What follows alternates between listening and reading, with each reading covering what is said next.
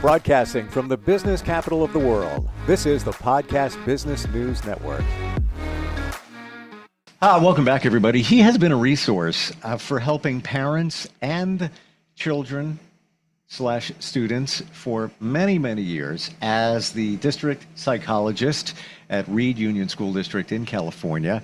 We've got him in our wheelhouse here. He's answered so many questions for parents, and I've even spoken with some of the students he's worked with for the same student for decades. Just amazing the work he's done. Good Advice Helps is the name of this podcast with Dr. Allan Philip Gold, who is back with us on the program. How are you doing today? Okay, thank you. How are you? Very well. I just want to be in your domain and just rummage through the books in your background. I'm just blown away how many books are up there. It's phenomenal. I wish I remembered everything that I'd read in all of them. I have to ask this question because I go back to the bookcase in my office. Do you know where everything is in there? Like if I were to say, give me a good psychology book, or how about a book on cooking, Italian food? Would you be able to kind of know where they are? Yeah, I'm a collector, but an organized one. So I could tell you stories about how issues came up, and within 5 minutes I could find the answer in the basement or something that I'd saved. I'm exactly what you described, and same thing in my bookcase. Like I used to be into cartooning. I can tell you where every book is. If it's a book on home improvements, I know exactly. I could be blindfolded and it's right about here. Pull that out. And I'm the one that people make fun of because I have every nut, bolt, and screw that I've ever come across in my existence, decades since I was a kid. I still have them. So it's gratifying to know, I need a number 32 sheet metal screw to fix that. I'm going to save 10 cents and a trip to Home Depot, but I got it. Yes, my father was exactly the same, and I have every nail, screw, pipe, electric connection that he ever saved. I got to ask this question, and unrelated. Are you a Virgo? No, Leo. A Leo. What about your dad? He was Aries. Is there? Okay, all right. Usually the more organized people. I'm not generalizing here, but I'm a Virgo, so I hear that comes with the territory. So your birthday's coming up next month, or correct? So. Yep. Yeah, mine's this month. That's right. Look at that. Wow. A week from tomorrow. Yeah. Beautiful. Oh, happy pre-birthday. Thank you. So I'll get your book. So I want to read some emails I got, and you can always reach us instantfeedbacksteve@gmail.com. This comes from Amy, who is in Albany, New York. She says, my son spends a lot of time in his room, and he's usually on his phone playing video games. I feel he's isolated and wondering if I should be concerned. Yes. Now, I don't know how old he is. I'm assuming he's at least 10 or something like that. Yes, I've worked with kids who have been addicted to video games and isolation like that. And they're some of the more difficult kids to actually work with. In fact, in recent years, I've had a kid who from like fourth grade, he just graduated from eighth grade, and has ended up in residential treatment, working also with an online therapist who deals particularly with um, electronic addiction, video game addiction, and so on. Um, and parents have a very difficult time setting limits on these things. Because if the kids get addicted to them, then they get extremely angry with their parents. That's why it's so important for parents to limit this as early as possible. This generation is now being babysat by iPads, and telephones, and kids are get very used to playing on it, on these, and particularly boys. And I'm very, very concerned about it, and I think this should be.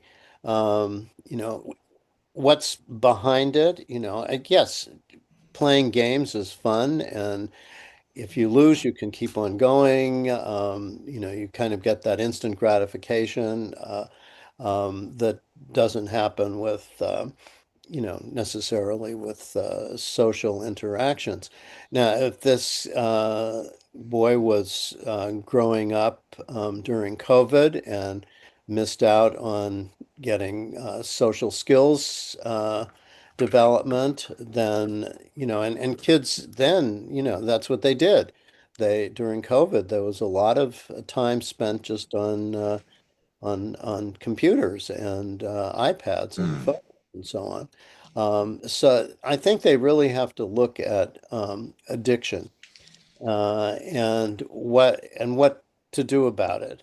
Now, I've always thought that if kids were, if you were trying to determine if a kid really was addicted, you could set a limitation on it, and if they agreed to it and could be off the machine for, within a few minutes, uh, then I wouldn't worry about it as much. But if it becomes, yes, you can play on the computer for an hour or half an hour or whatever it is, and then that turns into 45 minutes and 2 hours, and there's fights, and then it really there's a tremendous amount of resistance there. Um, the kid may not feel that there's anything the matter with him. I would wonder, does he have any friends? Now, like this kid I worked with, friends were all online, but didn't have any local friends. Um, so, this to me is one of those, I like to think rare, but not so much anymore, situations where the parents really have to be strong and set limits, and then get the kid some therapeutic help to deal with why this addiction is happening. And Mm. she could actually go online and find therapists. There was a woman in Canada who was helping this boy. I think it's better to have somebody in person and local, but who would actually try to um, ameliorate the addiction part. I know I'm not giving a solution to it, but her Well, you're question, giving understanding, which is appreciated, and yeah, even a parent of a teen too. Actually, um, it's kind of the norm for teens nowadays, and yeah, I can describe this, and I think a lot of parents would even say, "Oh yeah, that's my kid," but dark room, LED lights around the ceiling. It's kind of the same in many regards. So I guess you wonder, as Amy, is it like is that okay for them to be spending time in the dark, not going out? I guess they're connecting with friends socially. Not a good thing, right? yeah. I don't know that, how this kid is connected. I mean, because sometimes they aren't connected with anybody, just, Right. people they play games with online. Right. And, all the research has shown that exposure to that the computer during before bedtime is very bad. It ruins one's sleep. For anybody. For anybody, yeah, yeah. Yeah, Yeah. so there's a lot there, and I hate to be so negative about, what she has to deal with, but and again, I don't know how old this kid is. The younger the kid, the more the possibility of changing this. But, if this is a 16-year-old or something like that, and, wants to go off to college in 2 years, she has much less control over it. But the Mm, message to parents in general is limit the computer and telephone and iPad mm. playing as early as possible. Kids should be out there playing with other kids, and they should. Yes. And it's like it's easier said than done. Like you want to like even back in the day, and I'm talking back in the day like 5 years ago, Yeah, maybe pre-COVID, kids would even go hang out at the mall. At least they're hanging out yeah, with each other, doing something, right, an activity, walking, right. maybe taking a look at it in a window of a store, whatever it may be. Doesn't happen like it even Do you think it was COVID? That was it's just kind of the I rock in the think that I pot. think that added to it. Yeah, yeah, Because even before COVID, I'd see groups of kids all together and what they'd all be on their phones. I'm talking like middle school kids, yeah, Uh, they and now as we've said before, all the social media is having such a negative effect on young people. Um, but it's really hard, I think, for parents to just set limits on this because they need to use their computers as well. Parents of this age grew up now with computers, unlike, we did. And so and they may play games too. mm, So they have to be an adequate role model to be able to say no for themselves and then to model that for their kids and to be interacting with their own kids. That's hmm. really important now, to have that opportunity to communicate and find out what their kids are thinking and feeling and what dilemmas they have. But like I said, it all needs to be developed from when kids are very young. It gets harder and harder to change the Yeah, path yeah, when they get to be teenagers. 100%. And you're the mirror. You're holding the mirror up to parents Yeah. instead of looking at this. And no judgment of anybody. Being a parent is not easy, but No, it's not. It's hard. It's extremely hard. even taking a look at your interaction, um, a bit concerned about maybe your child, teen spending a lot of time isolated, changing it up. Like, hey, you want to go for ice cream? Hey, why don't we do something together? Make the attempt and keep trying, chipping away at that. Yeah. Just even showing that you care goes very far. I got another one here from Jen, Austin, Texas. She says, I'm getting divorced and my 11-year-old daughter lives with me. She doesn't want to see her father. He's a good dad and I encourage him to see her, but I'm wondering where I go from here. That's a very good question. I guess my first question would be why the daughter doesn't want to see the dad. Um, Hmm. and if mom is willing to say or can say that he's a good dad, um, then uh, then that's good. That's a Yeah. good message to give to the daughter because, many divorced families I dealt with would be the one parent belittling the other or saying nasty things about the other. But this is Creating alienation, right. um, Exactly. animosity, all of that. Yeah. So I get that would be my first question is, okay, what is it, young lady, that makes you not want to? Maybe dad is stricter. Maybe she doesn't get what she wants from him. Maybe she doesn't feel like she has anything in common. Hmm. But courts would say, um, you need to be with dad, or he needs to, it's his right to have some time with you. What would you like to do with dad that would make you feel a little bit better Hmm. uh, being with him? Would it be going to the store, going for ice cream, going for a walk or a bike ride?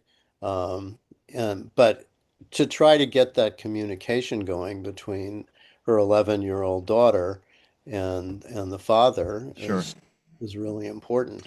And maybe it's just, we get these instant feedback, Steve at gmail.com. We don't have all the details, so it's kind of hard to go deeper into it. But my first glance here from what Jen sent, if she's saying, yeah, you could go spend some time with your dad and vice versa, him to daughter, that means that it's okay. One would assume there's not anything bad going on, abuse or Yeah, things right. like that.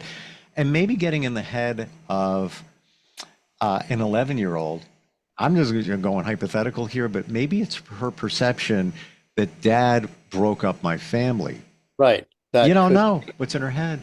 yeah, you don't know. That's what's so important. That's why I keep saying how important communication is. Because if you don't Hmm. know what a kid's thinking or what a parent's thinking or what a Yeah. partner's thinking, you can't resolve anything. Now, they may suggest, maybe little family counseling, with dad and the daughter, just to discuss this. And maybe mom could even go with, if she feels more comfortable with her mother. Um, but yeah, you could be absolutely right. I'm mad at dad because he's the one who broke up the marriage. But Sure. you know, Yeah.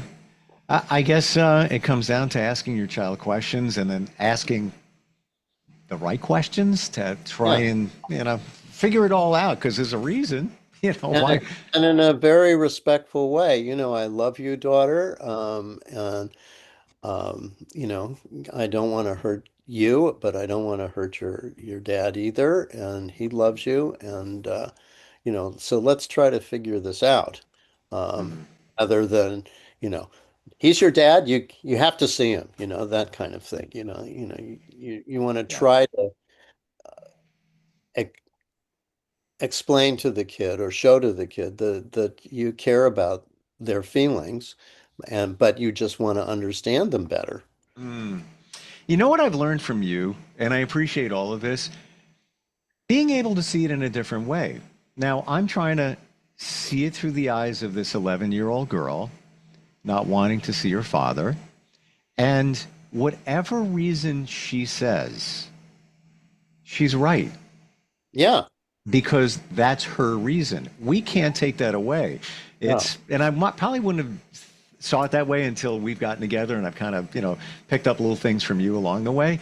But she's right about whatever she's internalizing because Right. she's perceiving it that way. And we can't take anything, we can't take that away. We can present facts. No, dad had nothing to do with it. Mom and dad just don't get along anymore. And it just doesn't work for us to be together, but we still love you, et cetera, et cetera. Yeah. You can't take that away from an 11-year-old. No. No, I worked for several years with a 12 to 14-year-old who really couldn't stand going to her father. Wanted to just stay with her mother. But I mean, she still did it. But we talked a lot about what dad did that drove her crazy, that kind of thing. And Mhm. things have um, worked out better now. Now she's going to be 18, and so she does live see her father, and they worked out those things. But Mm. when you're that age, exactly what you said, it's in the kid, and to try to change it is effort. I'm not saying that you can't change Yeah. kids' points of view, because they are changeable. It's easier to change a kid's point of view than it is to change a 50-year-old's point of view. But Well, it's maybe, yes, yes, because they're internalizing, an 11-year-old is internalizing the facts a certain way. An adult would see it as facts after doing some research, because, anybody could say, well, mom and dad didn't get together, aren't getting together like we used to. Um, but there could be other factors. As an adult, you'll figure that out. As a yeah. child, they're in their own little world, and that's their world. That's the way it should be. Yeah. What in your practice, decades psychologically helping students, Alan? For you, what were some of the more challenging situations? Be it divorce or bullying. Is there anything that stands out for you in terms of working with a child, and maybe even working with their parents too? Yeah, I mean, I would say that addiction to Mm. video games was really a challenge. Wow. I'm not making that up just because of the question. That Wow. trying to get kids off of these things, and by oneself is really hard. Even working with the parents, I tried to push it as much as possible. Um, child abuse, physical abuse, that is obviously, um, tears one apart emotionally. But as an employee of the school district, we have a responsibility to report those kind of things. So it wasn't just my dealing with it. And kids' depression, that's often very difficult to deal with. Mm, Uh, mm. yeah, and also lack of motivation. I mean, I can say, trying to get kids to be Oof. interested in something at school, if they're not motivated to do anything and thought that little of themselves, those very deep um, kind of personality traits were very difficult to deal with. So those are some, and then there was one other thing. Um, I'll think of it in a minute, but yeah, so those are some of the things that were. Oh, and I guess kids who wouldn't talk. Yes, that's what I Wow. was going to say. I mean, fortunately, there weren't very many that wouldn't open up. For some reason, kids, would come to me and they did want to talk. So, um, and I think I've thought about how critical that is for parents to be the kind of people that kids feel comfortable talking about. But it's very tricky. Um, Mm. but those kids who just wouldn't open up and talk to me about anything, that unfortunately there weren't that many in my career, but those would be very frustrating. So Wow. those are about five of the things that I found the most difficult to deal with. I want to go to the first thing you said, and video game addiction. So, as parents, we know it's not good, but we kind of look at it as, well, they're doing their thing, they have fun with it. I had my little hobbies, I did my thing. Let's flip that around. Addiction. I don't think we see it as parents as an addiction. They're just playing games, like, Yeah. shoots and ladders, whatever it might be. It's a game. It's not. It's an addic. It's a true addiction, correct? Yes. Wow. And that's Mm. important. I mean, like I like to play solitaire on the computer sometimes, and I will have to tell myself, okay, one more time and that's it. Yeah. Because it's addicting. You want to win. And so I understand it, but I'm capable of saying, okay, Alan, that's enough. But kids are not able to do that. They don't have that strength. And I Mm. think and actually parents can Google video game addiction and find out Wow. um, they can go to what is it? Uh, common common sense. I think there's a website that taught common sense usage of Wow. computers. We're just about out of time. Got to Yeah, ask this question on the short side of the answer. Video game addiction, kids, teenagers, is it similar in terms of addiction to things like alcohol, smoking, etc.? yeah, you can't stop. Wow. Yeah, Wow.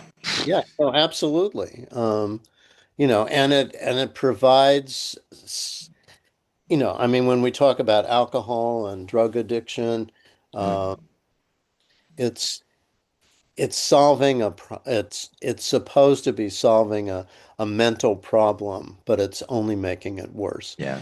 If you're depressed and you drink, then you feel high and better, but all it does is make it worse. Mm.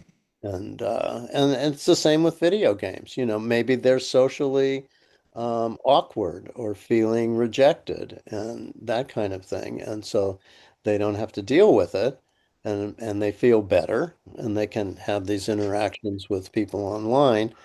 Um, but it doesn't solve the ultimate problems of how do you get along with people? How do you Yeah. communicate? How do you have fun in person? I will say this, and I'm probably the only parent on the planet that would say this. I'm happy that my son did video games. Maybe addiction there along the way. Here's the only reason I'm saying this. He's 19. his major is cybersecurity. So I'm going to say all that. Okay. Yeah, Okay. maybe that was helpful, in terms of his passion. But yeah, definitely there were some times there along the way where got to shut the game down. That he got testy. Like it was like taking a bottle away from somebody, or a pack of cigarettes or whatever it might be. Wow. Right. Love your perspective. Love your insight. Love your experience in helping us as parents and helping our kids over the years and Wish it here weren't today. so difficult. And when I think about growing up, and maybe when you were growing up, I think our parents had it much easier. You know. Yeah, my mom, I had a twin sister, so from maybe it wasn't that easy. I don't know. But yes, I agree with you. It was go outside, ride your bike. It was a wonderful world. You were grounded, you were in nature, you hung with your friends, you got exercise, fresh air. Not so much anymore. Yeah. Yeah. Instant feedback, Steve@gmail.com if you ever have a question for Alan. And as always, truly appreciate you being here. Thank you so much. Thank you. We'll be right back. Hang on.